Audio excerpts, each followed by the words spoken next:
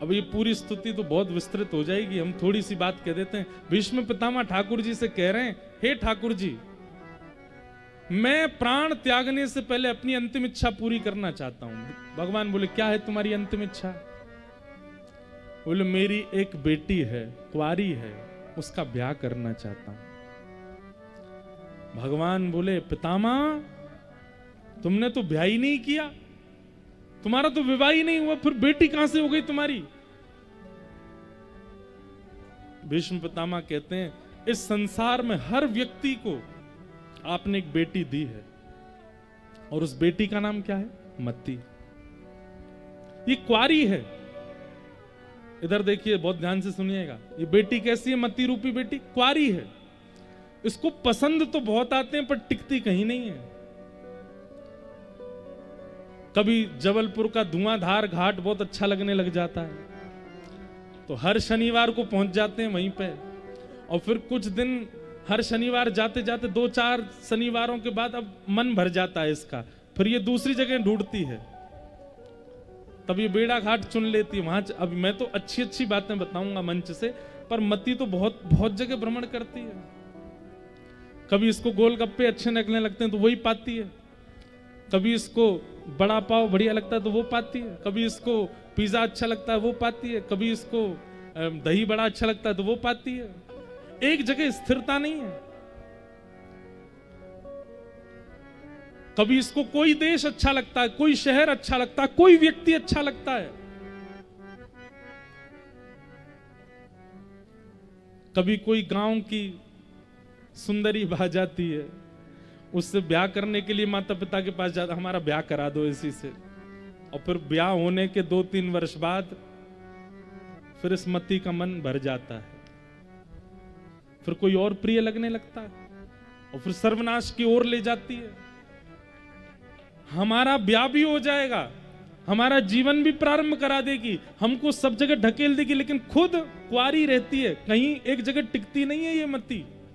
भीष्म पितामह कहते हैं, मैं अपनी इस कुंवारी मति का आपसे ब्याह करना चाहता हूं, आप इसको स्वीकार कर लो, क्योंकि ये मति पूरी दुनिया में घूम करके स्थिर नहीं होगी। एकमात्र श्री कृष्ण के चरणारविंद हैं, एक बार वहां लग गई तो वहां से ये कभी नहीं हटती है, ये उन्हीं की हो जाती है।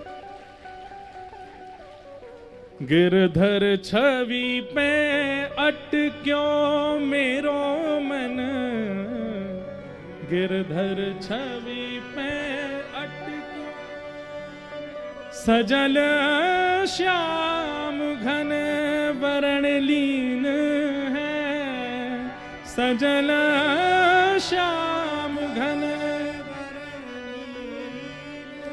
फिर चित अनंत ना भटक्यो मेरो मन, फिर चित अनंत ना, गिरधर छवि पे अटक्यो मेरो मन, गिरधर छवि पे। अगर मैं इस विषय पर कथाएं सुनाने लग जाऊं कि किस किस की एक छवि पर ही ठाकुर जी में अटक गया, तो 7 दिन की अलग से कथा हो जाएगी। रसखान एक बार देखा है केवल, और एक बार भी केवल चित्र में देखा था रसखान ने। रसखान को रूप देखने का लोभ था, सुंदर रूप देखता था। एक बालक उसको इतना भा गया, रोज उसको लेके चला जाता था अपने साथ। एक दिन ब्रज से कोई गए, उन्होंने कहा, तुम रोज इस बालक को ले जाते हो, उसके माता पिता इतनी चिंता करते हैं। रसखान बोले, तो शाम को छोड़ भी तो जाता हूं, मुझे इसका रूप अच्छा लगता है, पूरे दिन देखता हूं, ये जैसे हंसता है, जैसे बोलता है, जैसे चलता है, मुझे बहुत अच्छा लगता है। तो वो ब्रजवासी, अच्छा तो तुमने अभी नंद नंदन नहीं देखे? रसखान बोला, कौन है नंद नंदन? बोले, हमारे ब्रज के नंद जी को लाला, तुमने अभी उसकी छवि नहीं देखी। रसखान बोला, कोई भी हो, मैं दावे से कह सकता हूं इस बालक से ज्यादा सुंदर नहीं होगा। तो ब्रजवासी जोर से हंसने लगा, वही तो बात है, अभी तुमने देखा नहीं उसको। रसखान बोला, कैसे दिखेगा? बोले, रुको मैं थोड़ी सी छवि दिखाता हूं। अपने झोला में से एक चित्रपट निकाला ठाकुर जी का, हाथ में मक्खन लिए ठाकुर जी, 2 दतुइयां दिख रही हैं, घुंघराले केश मुखमंडल पर आ रहे हैं, ऊपर सुंदर जूड़ा बना रखा है, कमल नेत्र ठाकुर जी के, सांवले सांवला स्वरूप है, गुलाबी गुलाबी गाल हैं, मधुर मुस्कुरा रहे हैं। ऐसी एक सुंदर छवि उन महापुरुष के पास थी। वो छवि दिखाई, देखो ये है नंद जी को लाला। छवि देखते ही रसखान तो बौरा गया। बोले सच में ये बालक है? कहां पर है? बोले वृंदावन में। उसी समय सब छोड़ करके वृंदावन चले गए और सबसे जाके कहने लगे कैसे मिलेंगे वो ठाकुर जी। किसी ने कहा कंठी माला पहनो, रसखान कंठी पहन के रहने लगेगा। किसी ने कहा तिलक लगाओ, रसखान तिलक लगा के रहने लगे। किसी ने कहा सत्संग में आता है वो, तो वृंदावन में जितने सत्संग होते सब में जाते। किसी ने कहा यमुना स्नान से मिलेंगे, भिक्षायाटन से मिलेंगे, मधुकरी से मिलेंगे। जो जो जो बताता सब करता रसखान। और एक दिन आहा, रसखान बैठे हैं यमुना जी के तट पर। एक जगह वर्णन आता है कि रसखान कंठी गले में कैसे पहनते थे। हम लोग तो गले में पहनते हैं, गले में भी पहनते थे, कानों में भी पहनते थे, हाथ में भी पहनते थे, इधर भी पहनते थे, एक बड़ी कंठी कमर पे भी पहनते थे। किसी ने उनसे कहा रसखान इतनी कंठी क्यों पहनते हो? बोले मैंने सुना है ये तुलसी की माला पहनने से कृष्ण मिलते हैं। अब मैं तो मिलेच्छ हूं, पता नहीं एक माला से मेरे पर कृपा होगी कि नहीं। मैं तो पूरे अंग में पहन ली है कि मुझे मिल जाए एक बार। और एक दिन श्याम सुंदर त्रिभंग लली स्वरूप धारण करके रसखान के सन्मुख प्रकट हो गए।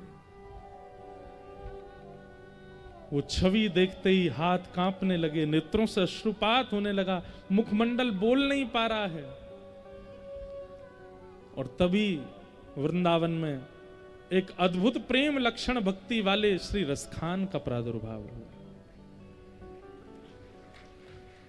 एक क्षण, एक छवि यदि दिख जा, मतलब मैं कहना क्या चाहता हूं, ये मति कुंवारी है। और ये मति, आज की भाषा में कह दूं, बुरा नहीं मानिएगा, ये मति जो है ना, इसका चरित्र अच्छा नहीं है। ये एक की नहीं हो सकती, ये सबकी होती है। कभी इसकी, कभी उसकी, कभी कहीं, कभी कहीं, कभी कोई भोजन वस्तु प्रिय, कभी कोई स्थान प्रिय, कभी कोई व्यक्ति प्रिय। हमारा शरीर एक बार को एक का हो जाता, पर मति एक की नहीं होती। मति तो केवल और केवल श्याम सुंदर की हो सकती है। इसलिए आज भीष्म पितामह कह रहे हैं संसार की इति, और इस मति को मैं आपको प्रदान करता हूं। मेरी इस कुंवारी बेटी मति से आप ब्याह कर लो। भगवान बोले भैया मति से पूछ तो लो उसको हम अच्छे लगते हैं कि नहीं। भीष्म पितामह कहते हैं त्रिभुवन कमनम तमाल वर्णम रविकर गौरवराम्बरम ददाने वपुरलक कुलावृताननाब्जं विजय सखेरतिरस्तु मेन वद्य। हमारे ब्रज में एक बात कहते हैं, जब ठाकुर जी ने भीष्म पितामह से कहा कि तुम्हारी मति को हम अच्छे लगते हैं कि नहीं, एक बार मति से पूछ लो, तो भीष्म पितामह हंसने लगे और हंस करके बोले आप और अच्छे किसको नहीं लगते ये बताओ। अरे महाभारत युद्ध में कौरव जब अर्जुन को बाण मारने के लिए प्रत्यंचा चढ़ाते थे ना, तो आपको देख करके कभी कभी उनके हाथ पैर कांपने लगते थे। इतने सुकोमल रथ के सारथी बैठे, हम अर्जुन को कैसे बाण मारें। आधी से ज्यादा बार तो अर्जुन इसलिए बच गया क्योंकि आगे आप बैठे थे। आपके रूप लावण्य को देख करके किसी के अंदर शत्रुता ही नहीं आती आपके प्रति। हमारे ब्रज में कहते हैं लाला ने बहुत बड़ी कृपा करी कि ये लाला बन के आयो। हे कृष्ण लला तुम होते लली तो गरे कट जाते करोड़न के। तुमने बहुत बड़ी कृपा करी है संसार के ऊपर कि तुम लाला ही बन के आए। कहीं तुम लाली बन के आए होते तो जन कहा करते संसार में। अब अवकाश तो नहीं है और ना स्थान है, नहीं तो ठाकुर जी की हम सखी लीला सुनाते, जहां ठाकुर जी सखी बन के घूमते हैं। और जब ठाकुर जी सखी बन के आते हैं ना, पूरे विश्व को अपनी भ्रगुटी पर मोहित करने वाली किशोरी जी